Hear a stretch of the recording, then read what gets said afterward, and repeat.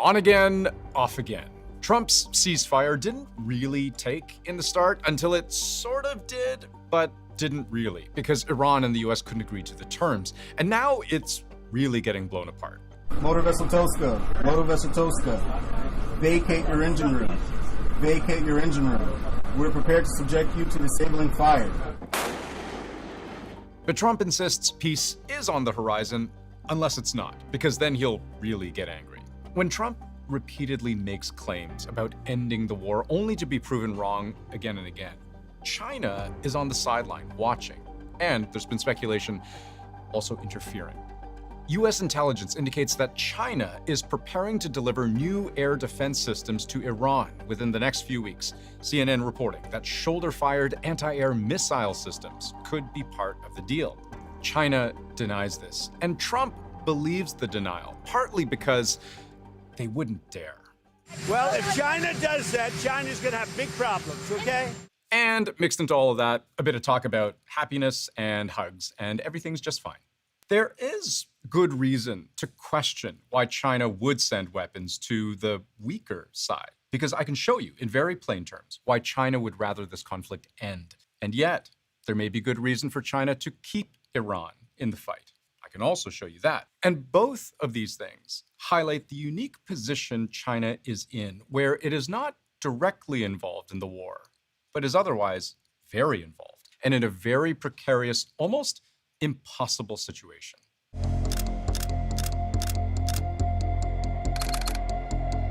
In the simplest way, China got dragged into the war in the same way most of the world did, which is when oil prices started shooting up. Oil prices now surging after the attack. $80 a barrel, $90 a barrel, $100 a barrel. Iran sealing the Strait of Hormuz with force, yes, but mainly with uncertainty, threatening drone attacks from where? Missile launchers hidden in the mountains, but where? Sea mines in the water, again, where? Attention all ships, from now on. All navigating through the Strait of Hormuz is forbidden. This choked off crude oil's most important international passageway. 20% of world oil grinding to a halt. Oil is the lifeblood of modern civilization. It's embedded in the supply side of the economy. So airlines use it to transport people. Trucks bring the garden shares or steaks or fish or whatever you're buying in your grocery store. It's an input into manufacturing. And on this front, China was especially hard hit. The single biggest destination for crude oil transiting the Strait of Hormuz is China. Nearly 5 million barrels of oil a day before the war, which, just to put that number in context, is somewhere around a quarter of the oil China consumes in a day. That is a critical link in China's energy supply chain that it very suddenly had to rebuild anew. China has long had a dependency when it comes to importing energy. This is a country that imports over 50% of its oil from the region, from the Middle East. And as a result, of course, whatever happens in the region is of sizable importance to Beijing. And let's not forget that a big part of the oil we're talking about here is cheap oil. About 5 years ago, China signed a landmark deal with Iran, $400 billion worth of investment across Iran's entire economy, a quarter-century partnership in banking, telecommunications, ports, railways, healthcare, IT, and in exchange, a regular and heavily discounted supply of Iranian oil. China's getting a huge discount on its import of Iranian oil. It's a big part of why they buy so much of it. It's not a favor to Iran. It's a transaction that China benefits from. Iran has the world's third largest proven crude oil reserves, and it sits on top of the world's largest natural gas field. Almost all of Iran's exported oil, up to 90%, between 1 and 2 million barrels a day, goes to just one customer. If I haven't already made this clear, when all of that stops, China suffers. And it is, in a way, screaming for this fight to stop. We have seen China take some diplomatic measures in order to end this conflict. We have seen China attempt to assist in maybe some of the ceasefire negotiations. Except Here's the China paradox, that as wounded by the war as it is, China also sees a window of opportunity, an opening that taps into a long-term strategic ambition, if only it can weather the storm before it.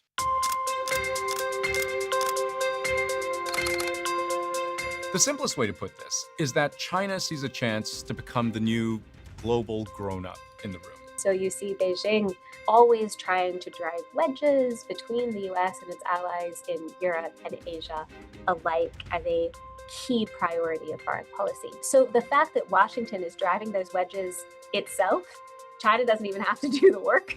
I mean, that's a huge benefit for Beijing. Consider how Trump and his Secretary of War talk about putting American troops in harm's way. Billions of dollars in ships, planes, and munitions on the line.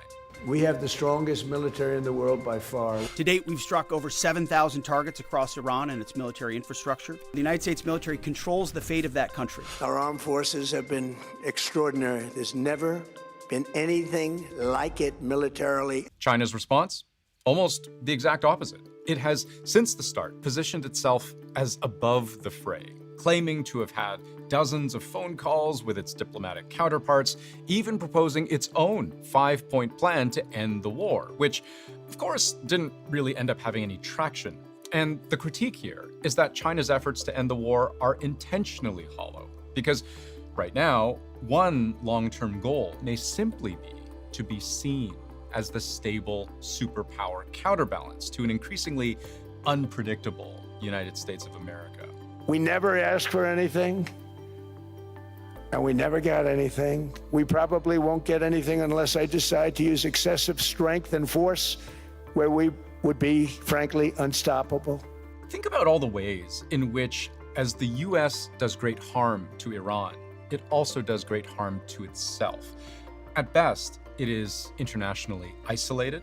Its NATO allies hesitant to lend firepower. In some cases, even the use of its military bases or airspace. For the Europeans, the continuous discussion of threats, starting from the first term of Trump, of pulling out of NATO, I think that's just really hammering the message home that the US is not a reliable partner anymore.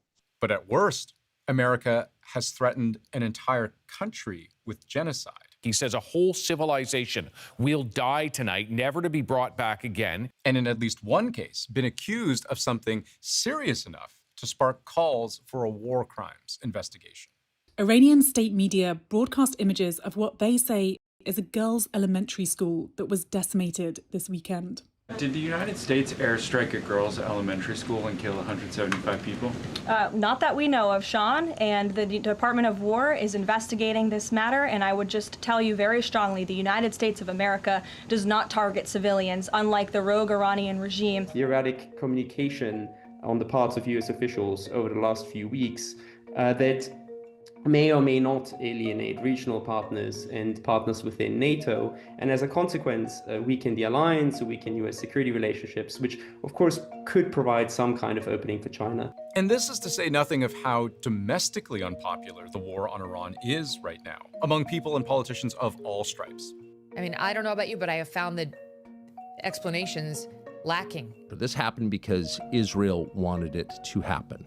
This is Israel's war. This guy ran as the anti-war president, and he is now saying to the country, based on my decision, we've taken some casualties, and more of your sons and daughters are going to die. Stop bombing hospitals and schools and civilian targets across Iran in general. What China may believe the US is doing right now is, at minimum, making space, room for China to forge and reinforce its relationships with all those countries who have been hit with threats of annexation, tariffs, presidential arrests, assassinations, and worse. It's room for real partnership. China has almost tripled its exports to the Middle East over the last decade or so, hundreds of billions of dollars a year, and growing at a much faster rate than exports to the rest of the world. The Middle East has become China's fastest growing export market for electric cars. It's also the largest investor in desalination in the region, where drinking water is increasingly made, not found. So what we've seen under the second Trump administration is that China is really looking towards all of these economic and diplomatic partnerships. China is always rooting for the United States to get bogged down in the Middle East in wars of unclear political objectives, because China thinks that it gives them more freedom of action. This reshaping of the world order, where the world looks to China for stability and prosperity, is the long-term prize. And one possible reason China may not want the war on Iran to end. And if it can give the US a bit more rope to hang itself by giving Iran the weapons it needs to fight back, maybe that works to China's advantage.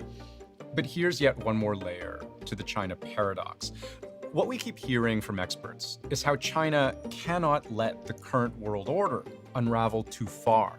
Because when you're the world's factory floor, this production hub that supplies the world with everything from flip-flops to furniture, solar panels to smartphones, and all the dollhouses and drones in between, that economy is built on a platform of stability, where oil arrives on time, where trade flows, where money changes hands, where countries have confidence that the system China has so effectively risen through the ranks of is going to hold.